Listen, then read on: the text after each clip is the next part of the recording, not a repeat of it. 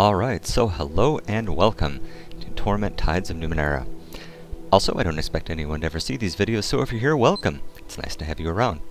So, Tides of Numenera has been a game that I've been looking forward to for a long time here. I kickstarted it way back when they got things going.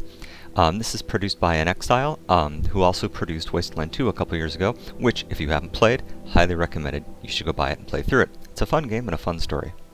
So this is sort of a thematic sequel to Planescape Torment from many years ago, which is considered one of the best CRPGs of its time. To promptly lose all of my nerd cred, although I have the game, I've never actually played it. So, besides the first half hour or so. So this is very exciting to me. I'm glad to see that CRPGs are starting to make a bit of a comeback. I'm really excited to play through the story here. I know a little bit about the background of Numenera in general. I had the opportunity to play about a 45-minute demo scenario at a GameCon a couple years ago, but this is all pretty new to me, so I'm hoping that the game manages to walk me through the mechanics pretty well. I also really know very little about this game in general. I've been fairly carefully avoiding reading anything in particular about the story or the characters, or anything beyond just a little bit of the background from when I kickstarted the game, because I just really want to appreciate the story as is. I had the opportunity to maybe, kickstart at a higher level and play through the beta and stuff like that, but that really didn't seem like something I'd be interested in. You only get one chance to play through a story, so I'm really excited about this. So, well, here we are, and let's just go ahead and get started. Fettles are status effects and conditions. Positive, negative status changes are indicated by colored arrows and characters. Okay. Got it. I will remain a dude.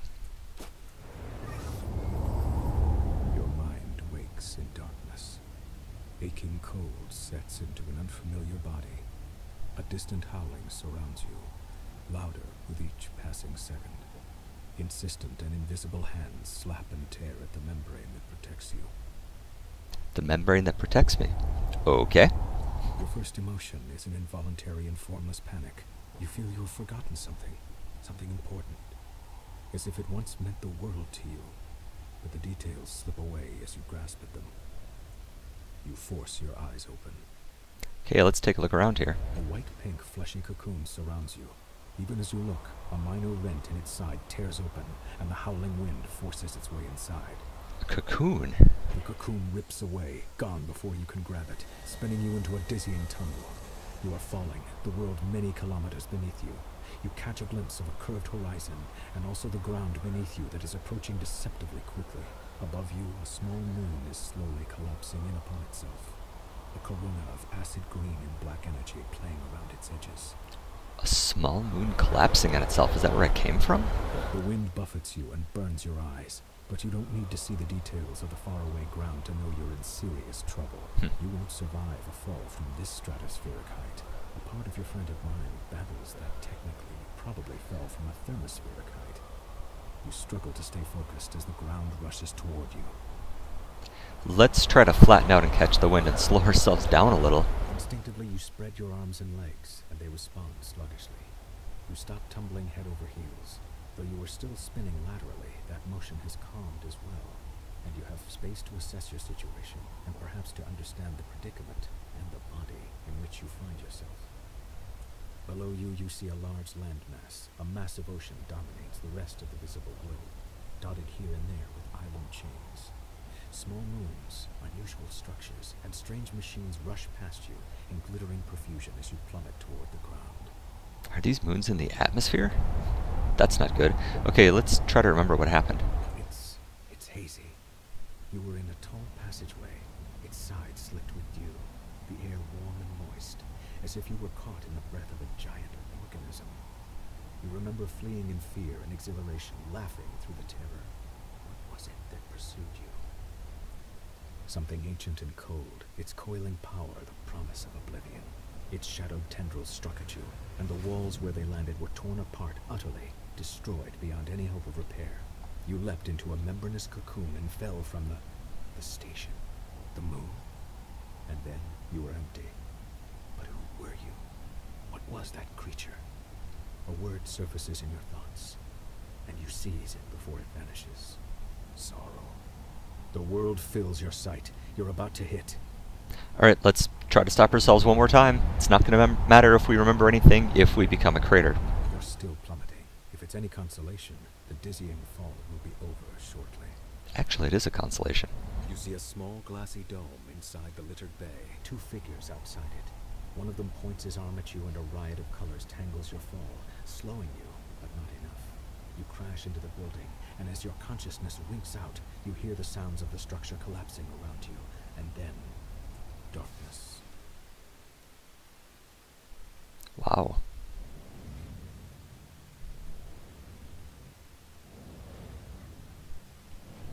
Oh, wow.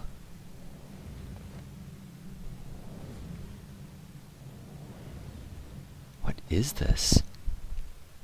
Why is the floor moving?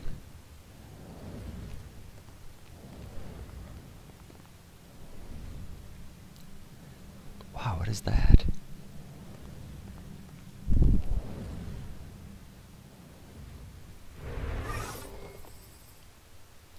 Jumbled thoughts cloud your head as you study the empty bowl before you. Drops of liquid fall from the ceiling, splattering on the ground next to the bowl.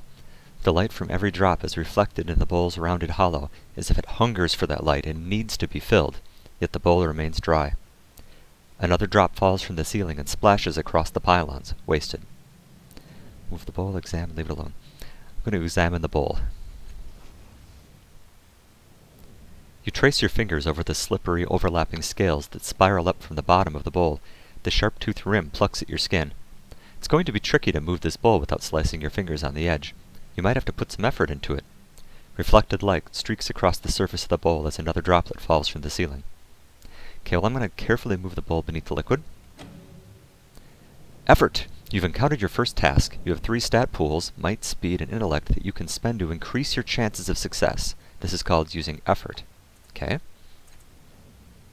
To more easily move the bowl in front of you, use the mouse to spend might for a higher level of effort.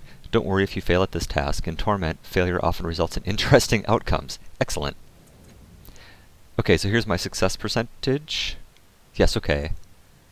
I've investigated the bowl, total modifiers. Okay, so if I take a look at this now, I can go 80 or 100%. You know what? Oh, okay, and this drops down. Let's not screw this up. We don't know what we're doing yet. You carefully take hold of the bowl, avoiding the teeth on the serrated rim. With a deep breath, you move it over to the glowing pool of falling light.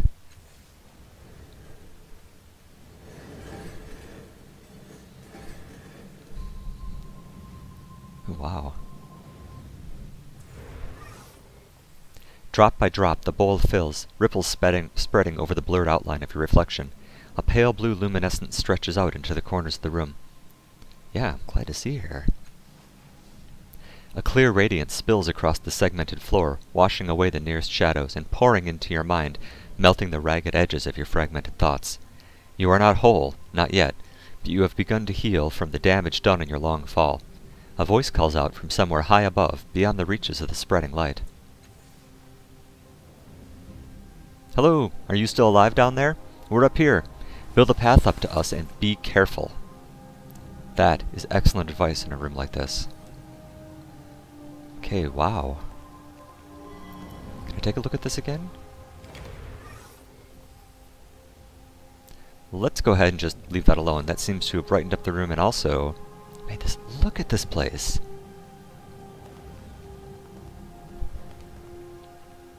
Okay, what are you? Interact.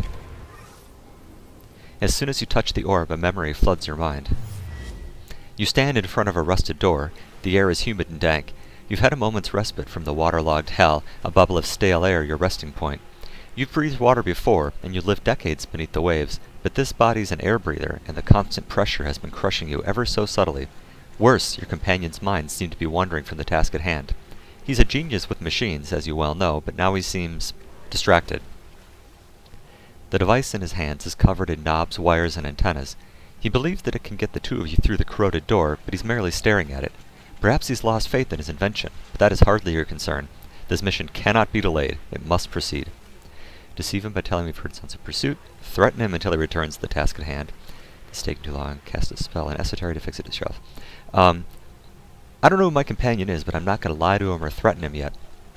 So, this is taking too long. Cast a spell, an esotery, to fix the device yourself. You mumble a few words, drawing power from the air around you until a solution appears in your mind. You snatch the device from his hands, rewire it, and shove it back at him. "Oh," he says, examining your work. "Sorry, I was trying to improve the thing." He waves the device at the door, and the stale air of your bubble freshens as the door swings open. A long hallway lies beneath, a passage that links the water-bordered cells and the aquatic viewing areas. What you seek lies there. Moments later, you're underwater again, your hands closing around a strange yet familiar artifact. You need it to complete something. It hovers above a pedestal, rotating in the dark water. An electric current runs through your fingers as your hand crosses the vertical plane of the pedestal, and an iridescent field coalesces so fast that the wave of pressure dazes you for a moment. The rising pulse of a sonar alarm ripples through the water. The guards won't be far behind. Okay, do I run, disable the pulse, or use a device to stop them? One of the ciphers in my belt. I don't care for alarms. I'm going to disable the sonar pulse. You focus on the cloudy base of the pedestal. Your fingers instinctively find the control panel for the jeweled force field, almost as if you had built it in the first place. You remove it, casting it to the side, and you reach inside to deactivate the crystals that power both the pulse and the pedestal. As you remove them, a scaly hand falls on your shoulder. Uh-oh. Your head whips around and you see only the inky blackness of a pissing eye. The memory begins to fade as if you are being drawn backward through a tunnel, and you hear more pylons rising from the pit. Something is wrong. The events within the orb have settled into that gap in your mind, but the edges of it are rough, as though the memory itself is not truly yours. There's something else, a gust of sour air pulling at you, like a predator inhaling the scent of its prey at the far end of a dark, whispering field. Amazing, so I'm recovering memories of something. I love this floor. I can't get past how cool this room is. Okay, excellent, another one. Let's head on up. Ooh, hello, what are you? The mirror looks strange, as though what you see in it is real, and you're the reflection. The light around the door's frame dims and flares, like a roaring fire in a hot wind. Cool. No sign or symbol tells you what might be beyond this enormous door. A dull chill radiates from its bronzed, segmented surface, and the thick metal wheel seems to be frozen in place. Okay, hopefully I have a chance to open that. Countless scratches and wounds mar the surface of this door. Someone made a great effort to get inside, to no avail. Okay, here's another orb. You stand beside a woman on a verdant crag. Beneath the two of you is a broad plateau towering above the overgrowth far below. Strange machines have been built into the cliffside, presumably for reconnaissance or defense. A metallic disc gleams from the center of the plateau. Your self-aware humanoid machines drill into the base of the cliffs below. If you were looking for a sanctuary, and you were desperately, this seems like the right place. Self-aware machines. I don't know about this, the woman says, her voice flat and neutral. Her face is turned away from you. What makes this place any more secure than the other ones we've found? Draw our attention to hidden details. Use my charm to persuade her, or convince her with the wisdom of your superior intellect. Again, I don't feel like pushing people around. Let's draw her attention to the hidden details that your more experienced eyes can clearly see. You shade your eyes against the bright sun so that you can point out the thin bands radiating out from the metallic disc, how the energy from these bands affects the local fauna, suggesting an enormous source of prior world energy. She thinks deeply. It's geologically sound? Have you run the sounding samples and checked the strata? No major caverns or weaknesses showed up on your resonance scans? She waits for your affirmation and says, "All right, I'm convinced." The two of you sketch your plans for the sanctuary, drawing schematics and architectural diagrams. Then you descend onto the plateau to examine the open ground. The woman suggests having one of the servitors build a shelter for you in your time here. You try to draw one of the constructs away from its task, but it doesn't respond to your voice. When you lay a hand on its shoulder to reinforce your command, it whirls and strikes you across the face with inhuman speed. It turns back to its task, ignoring you. Your companion helps you rise, laughter in her eyes. It seems your construct has other ideas. What's the matter with it? This doesn't seem correct. So use the Numenera in its body to overwhelm its behavior. Instruct it, examine for mechanical faults, or look for a deeper solution. Okay, if I built these, I'm going to guess that this is not its intended function. So since we're in sort of a strange area, let's look for a deeper solution. Perhaps it's an effect of the metallic disc itself. A mist falls onto the plateau as you wrap a fiber shielding mesh around the construct's skull. The mesh powers up, protecting the construct's mind from any transdimensional emissions that might be in the area. Taking a deep breath, you repeat your command. Acknowledged. It obediently trundles to the site of your new shelter. Transdimensional emissions. Interesting. The image freezes, then fades, and you feel the memory filling the gap in your mind, blocked by jagged block. You stagger, clutching your head. Reclaiming your memories hurts. And once more, there's something else. Hairs lift one by one on the back of your neck. Something beyond this room can sense what you're doing, and it is hunting you. That's not good.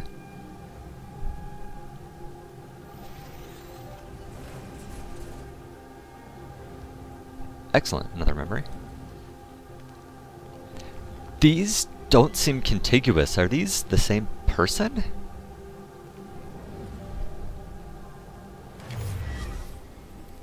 A vision of a city springs up around you, your city, in flames and under attack.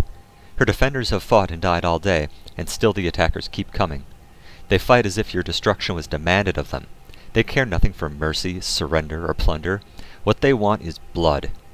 But you have brought a keen-eyed companion to the top of the tower. She has seen the way to stop the invaders. You need to get her to safety, and you need to rally your defenders. But even as you turn toward the door of the tower, two of the attackers descend from a hovering machine. You don't have time to strike at them before they land. One is brutishly large, his weapon a vibrating axe. The other is slim, sheathed in glossy armor, and holding a hilt with a sizzling invisible blade. Your companion backs away. She's too young to help. Your enemies advance single file, confined by the parapet. Invisible blade, that's awesome. So, trade blows with the giant. Duck under his swing and attack before he can strike. Or fight defensively and figure out who presents the greater threat. That seems like an excellent idea. Let's figure out what we've got going on here before we jump in. The memory seems crystal clear. The giant is menacing, it's true, but the invisible blade of his companion is more worrisome still. Absolutely. The energy field that flickers and wavers around it suggests that it can carve matter at the molecular level, tearing pieces of her target into nothingness. If you're going to save yourself, your best bet is to tackle her first. She's stuck behind the giant, waiting her turn to attack you, unable to bring her weapon to bear until he's out of the way. But it's clear that she expects him to handle you, and her eyes rove behind you, her focus on your ward. She's clearly not expecting you to dive between the giant's leg and come up inside her guard. She can't bring her blade to bear in time, and you drive your dagger up under her chin. Situational awareness, man. You catch her before the deadly blade drops onto you and spin her around. The weapon slashes into the giant, and he topples, bisected. Awesome. The immediate threat ended. You focus on finding a way back to your allies. You open the tower door and rush down the stairs. The door at the base of the stairs is slightly cracked, opening just a bit into the hall, and you hear more of the energy soldiers beyond. Do I hurl myself against the door, crack the door open to sneak past them, or charge through them, counting on my defenses to protect you? Okay, I've got the drop on them. Let's knock them over and keep on going. Hurl myself against the door and knock them to the ground. You charge through the dim shadows, dropping your shoulder into the door at the last minute. It bursts open. Halfway through its arc, it crashes into the pair of enemy soldiers, scattering them. You race through the door, blade in hand, and dispatch your stunned foes before they have a chance to move. Their blood begins to pool in the hallway. The memory begins to fade, and you find yourself back in your own body. Your temples throb with the racing force of your heartbeat, and the reclaimed memories blaze within you like a bonfire on a mountain peak, visible to every predator for kilometers around. A tremor rocks the floor beneath you, as though a massive fist has struck the room itself. Swaying on your feet, you see frantic movement within the borders of a mirror on the edge of the room. There is a constant theme of being hunted in this so far. Ooh, this is our mirror. The one that's more real than we are. Alright, let's go see what's going on here.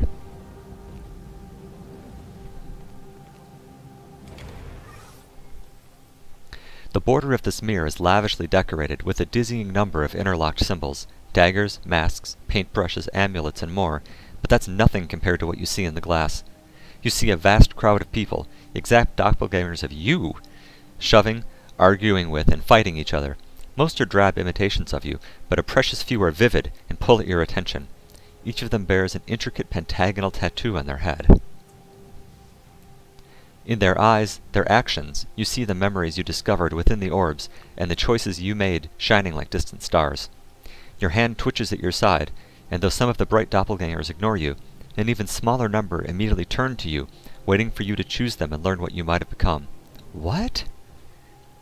A rumble shakes the room, and a slow vibration spreads from the darkness below, rippling toward the ceiling. It seems like we're in a time crunch. Okay, point at the doppelganger observing the others, or step away from the mirror. No, okay, let's keep moving forward. Clearly this is not a place we want to remain. So I point at the doppelganger, observing all the others. Sidling around the edge of the unruly crowd, the doppelganger cautions you to silence with the finger at its lips. Together you scan the room and its inhabitants, noting every potential hazard, and hearing every drip of strange liquid into the depths beneath your feet. Quietly, the doppelganger awaits for your decision. Yes, that's who I am, or I want to consider the other choices. I don't understand the choice here. Let's continue to move forward. This is who I am. The remaining doppelgangers scatter for the edges of the mirror and vanish. Your chosen identity steps forward. Its appearance changes as it steps out of the rippling glass. Its face exudes intelligence and confidence. Shadows of several devices shimmer all around it, technology of several kinds from a myriad of past ages. You get the feeling you, would be comfortable with all of it. The word nano sounds in your mind. Gain descriptor observant. Okay, that's one of the classes. Observant, okay. Your doppelganger continues walking, stepping into you, filling you, making you whole. Your decision rings out into the cavernous room, awaking and unlocking vast mechanisms behind the walls. Suddenly, a grotesque noise rings through your shared worlds like a bell, if bells could rot. Something is coming. Okay, so this has restored my might pool. Okay. The mirror fades, leaving a dark, open doorway. You take a deep breath and step through. Character creation. Good. Your choices in the memories and the mirror have begun to build your character, but now you have the opportunity to decide on a number of details. First, you can decide to change your type. Type defines the abilities and skills you'll be able to acquire as you advance. So this has been character creation. This is fantastic. Usually character creation through narrative is terrible. It's always these black and white choices like push the old man into the fire or help an orphan kitten go to college. So this is really interesting because I'm not actually sure what precisely I was choosing. That's excellent. Okay, so our character type's up here. So it looks like we have 3. Let's start with the nano, which is the one that was selected for us from our choices. So nanos are sometimes called mages, wizards, sorcerers, or witches by the people of the 9th world. Whatever they're called, nanos master the mysteries of the past to the degree that they seem to perform miracles using esoteries, spell-like invocations that combine gestures, command words, and psychic disciplines. They tap into nanospirits, numinous particles that suffuse the landscape to alter reality or learn things they couldn't otherwise know. Alter reality. Okay. So this unlocks concentration increase, +1 in concentration skill. We gain a free level in the concentration skill. Okay. A cipher limit increase. Practice with handling ciphers allows you to carry more without risking ill effects. Interesting. Onslaught. Targets 1 enemy, medium range, 1 intellect. Choose a damage type, deal 5 damage of that type, and confer a minor additional effect based on the choice. +1 damage per effort, max +6. I'm a novice, defended by willpower, consumes an action, attack. Assail your foes' bodies or their minds with a blast of summoned energy. Okay, cool. So, Glaives. Glaives are the elite warriors of the 9th world, using weapons and armor to fight their enemies. Scouts, guardians, warlords, and soldiers could be Glaives. Most Glaives either have a high might and use the heaviest armor and weapons available, or a high speed and stick with light or ranged weapons and light or medium armor. Okay, so these types don't seem to be a strict class. It looks like you can sort of diversify within them. That's interesting. Okay, so this is more or less Warlord. So Opportunist, ends turn immediately, make a basic attack against the first enemy that moves within weapon range, gain +15% in attacks. In the midst of combat, you withdraw, creating an opening, and the fool who tries to take advantage of it quickly discovers her mistake. Everyone likes Overwatch. Practice in armor, gain 3 speed armor cost reduction, 3 might armor cost reduction. Reduces the penalty to esoteric attacks incurred by the armor by 15%. Armor's weight means little to you. While others rattle and stumble, you move through battle with calm assurance. Armor cost reduction. Okay, so wearing heavier armors seems to incur penalties, which makes sense. So this would allow you to bypass some of those penalties. We'll come back and take a look at these in a moment. Jacks. Jacks are intrepid explorers and adventurers. They are jacks of all trades, hence the name, although the word also harkens back to fables involving a wily, resourceful hero who always seems to be named Jack. Jacks are at their best when they combine weapons, armor, esoteries, ciphers, and a clever tongue. They are treasure hunters, grifters, scalds, rogues, and experts in a variety of fields. So the ability unlocked is Flex Skill. Choose one exploration, lore, or conversation skill, plus 1 training level in that skill while active. Consumes action, active until next sleep. Your mercurial temperament can occasionally be a hindrance, but when you focus on a skill, you are without parallel. So, every day, you get to pick another, I don't know, ability, and add a level to that, so you kind of constantly refocus. That's really interesting. Okay, so let's take a look at our features. So, Nano is plus 2 intellect, 2 points to distribute 20 other pools. Okay, gain 5 health at each tier after the first, 2 abilities at each tier, and can pick 1 lore skill at tier 1. Okay. Jack is 4 points to distribute to any pool. Okay, so that leaves it open-ended. Plus 3 health at tier 1, plus 6 at each later tier, 2 abilities at tier 1, 1 at each later tier, 1 exploration skill. Okay, so far these both gain 2 abilities at tier 1. I can pick a lore skill, an exploration skill. Okay, so you get 2 abilities right up front, and then 1 for each later tier. So you start out stronger, but you scale more slowly. Okay, and you can pick lore versus exploration. Okay. So features plus 1 to might, plus 5 to speed, and then 2 points to distribute to any pool. I'm sorry, plus 1 to speed. Okay, so similar to the Nano, we're focused a little here. Plus 5 health at tier 1, and plus 7 health at each later tier, as opposed to 3 and 6. Oh, so this doesn't gain. Okay, and 0 and 5, so it scales much more quickly. So at each tier you can pick 1 weapon skill, 1 ability skill, and 1 athletic skill. Okay, so you get to pick 3 abilities at each level. So the Nano gets 2 arbitrary and 1 lore. Here we get 1 ability and 1 exploration. And here we get weapon, ability, and athletic. Or athletic to begin with. Okay, so the Glaive is really sort of restricted. Doesn't look like you can learn anything in exploration or lore. So, I see a lot of appeal towards the Jack, but honestly, if you're watching this, you can sympathize with the thought that this technology is amazing, and I've got to stick with that. Plus, playing a caster is always fun. So, let's go ahead and let's pick a Nano for this playthrough. Alright.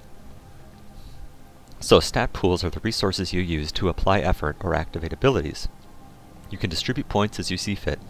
Glaives tend to favor might and or speed, while Nanos favor intellect. Jacks usually benefit from a balanced set of points. Okay? So I start at 5, 5, and 7, and I've got 2 more. Intellect is going to be our primary stat. That's mental prowess, willpower, and personality. Every 2 points also increases willpower by 5%. Okay. Speed is the character's dexterity and reaction time. Every 2 points increases evasion. And might is physical health and resilience. Each point of might also increases health by 1. Okay, so I'm going to put a point into intellect, but I don't particularly like being a glass cannon. I like to have a little bit of survivability, so I'm going to put 1 in intellect and 1 in might, just to pick up my health just a little bit here. Okay, abilities. Abilities unlocked by your type can be active actions, such as attacks or spell-like esoteries, or unique passive effects. They're very concerned that we don't call esoteries spells. That's okay. Alright, so what do we have going on here? Scan thoughts. The surface thoughts of most people or creatures you speak with appear in conversations. While speaking with the inhabitants of the Ninth World, you will sometimes hear their thoughts. This is often helpful, although rarely appreciated. Yes, understandable. Resourceful. Gains +1 level in cipher skill use allows you to carry additional ciphers. You know how to handle your ciphers and how to store them properly. What are ciphers? Okay, Innervate. Targets an ally. This removes all negative fettles, which seem to be status effects, which excludes flanked and lasting damage, and heals 6 points of health. 5 per day. Channel a subtle esotery through the body of an ally, purging most negative effects from them and healing their wounds. Okay, heals are good. Adaptation is all allies. Gain Protected, which is +2 armor and +1 resistance. Armor bonus is +2 per tier. Resistance is +1 per tier. Okay. Surround your allies with a cloud of nano spirits that will defend them against damage. Okay, defensive. Quantum Step. Transport one ally to a point within range. Distance is an illusion. You can manipulate space to create a shadow door and draw your ally through it to the other side. Okay, let's go with one active and one passive. Seriously, you can't go wrong with teleports. They're fantastic. Well, I don't know, in my mind. It just really lets you get out of a lot of trouble. Scan Thoughts is tempting. That would give me a lot of information, but I don't really want people to hate me. Ciphers seem neat, so let's go ahead and take one training level in Cipher use skill. Okay. So, most skills increase your chance of success on specific types of actions and tasks, but some give other passive bonuses. Each skill starts at the novice level and can be increased to trained and specialized, granting bonuses at each level. Descriptors often leave some skills at the inability level, meaning they inflict penalties. When upgraded, these return to the novice level. Okay, so there's 4 levels. -1, 0, 1, 2.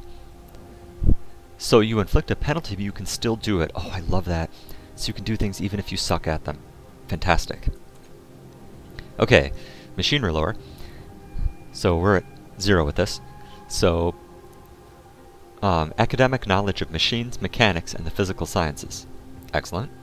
So this is knowledge of the natural science and physical creatures, or academic knowledge of sciences that are not exactly physical nor natural, including strange or transdimensional creatures. Oh, neat.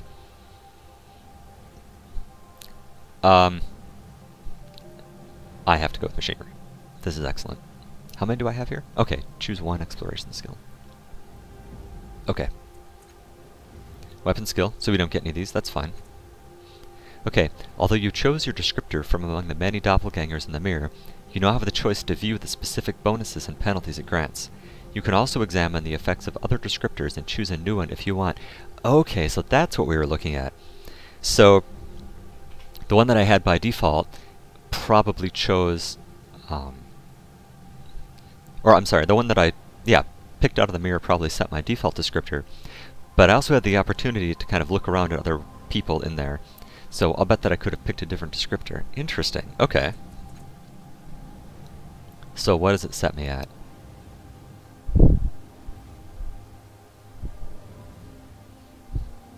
Okay, so... Oh shoot, I wasn't paying attention. Observant, here we go. So this is what it set me at initially. It says you pay attention to the smallest details, including clues that others often miss. So perception and concentration. Okay, perception is visual oral and olfactory acuity allows the character to notice other things that others might miss. Okay. Concentration mitigates penalty for equipped bonded artifacts. So inability 1 is locked. Novice, every equipped bonded artifact confers a negative effect. Trained bonded artifacts equipped to the first slot do not confer a negative effect, and specialized bonded artifacts equipped in both slots do not confer negative effects. They confer negative effects? That's interesting. Machinery, medium weapons, crossbows, rifles, and single-handed melee weapons. Okay, and I suck at it. Heavy weapons. Extreme coordination and poise is required to land a blow with the two-handed melee weapons or cannon-like ranged weapons. Okay, that makes sense too. Let's go through these really quick. Okay, so cautious is being careful and meticulous, always being aware of your surroundings. So that's perception and stealth. Let's see here. Slinking through the shadows offers quite a few opportunities to evade or surprise enemies. Okay, so this is only usable in a crisis. Okay, and we saw perception. But this lowers our initiative, which allows our character to act earlier in the turn during crisis. So a measure of reaction time and situational awareness. Training in this skill prevents enemies from getting the drop on the character. Okay, that's good. Having a penalty to that seems poor. Charming. I'm a smooth talker and a charmer, able to convince others to see things your way. Persuasion, deception, lower willpower, that's interesting. And -1 intellect pool. This seems like a poor choice. So deception, when you need to convince someone that something is true when it isn't. Alright. Persuasion, convince an otherwise reluctant character to see things your way or to do what you want them to do. Meh, I don't really identify with that, and plus, that seems like a poor choice for a glaive. So, clever, you're quick-witted, and a good judge of others. You can fool people, but are rarely fooled yourself. You're not good at retraining trivial knowledge, however. Okay, this raises our int, raises deception, but drops mystical and machinery. Okay, we already chose machinery on purpose, and we've seen deception. The increased intellect is nice, but we're promptly losing the benefits we just chose. Graceful, you are quick, lithe, and dexterous, able to move with grace and beauty. +2 speed, +1 training in quick fingers, and -1 in smashing.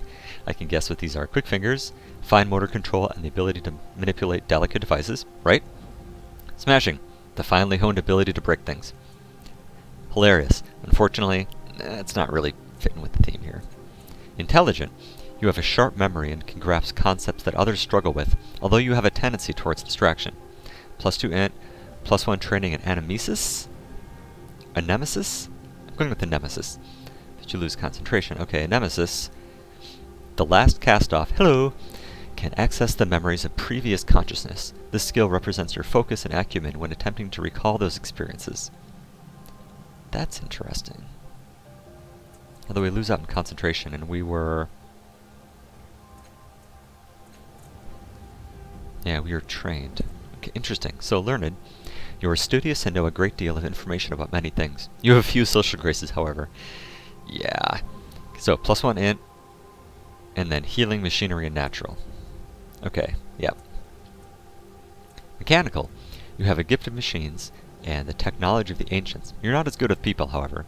So gain machinery and concentration, but lose deception. So, the difference here...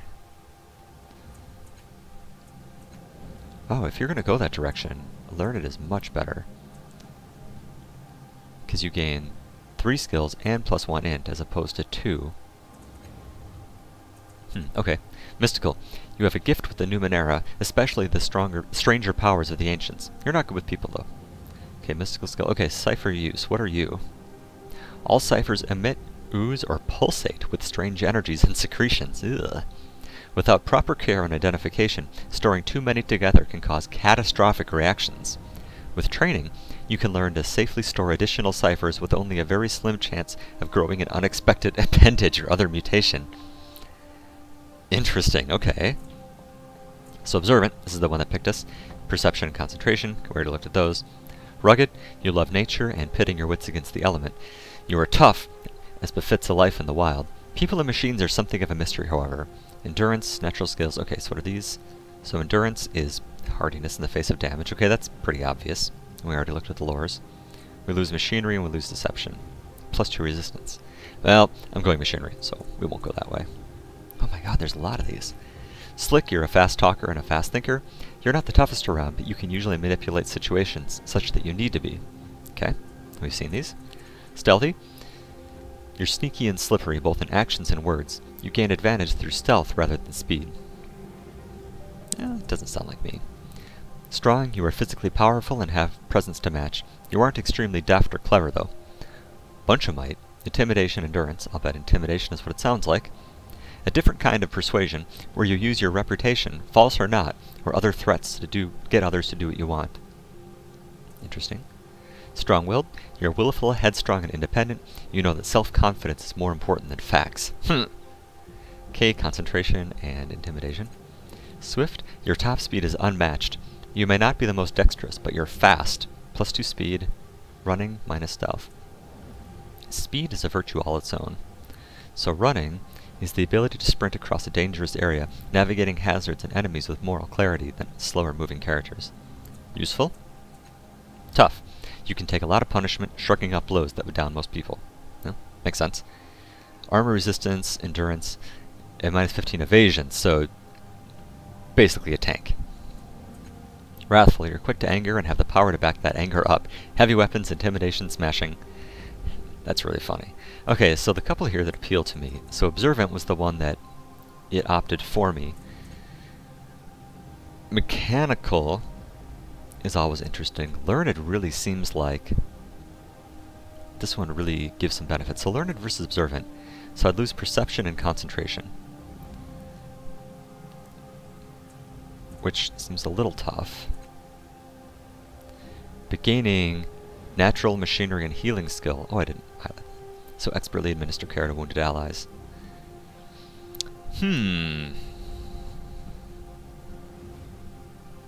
So I don't care about deception or persuasion.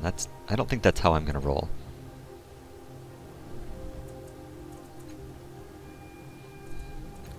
I think I'm gonna go with learned. I'm gonna go with our ivory tower intellectual here. +1 int is playing directly to our strengths. I'm very excited about machinery because machinery is awesome. Natural skill is fine. Healing skill is fine. These can both save you. I like the idea of having a wider range of abilities available to me, a wider range of tools. So I've already got a teleport. I'm picking up ciphers, so that's gonna, you know, give me some use skills. Oh, that didn't show up down here. Cipher use. Okay, oh, that's just at 0. Okay. Whereas if I picked a different one... well, okay. Let's go ahead and let's go with learned. Alright, are you sure you wish to proceed? This is your last chance to change the last cast-off's character type or descriptor.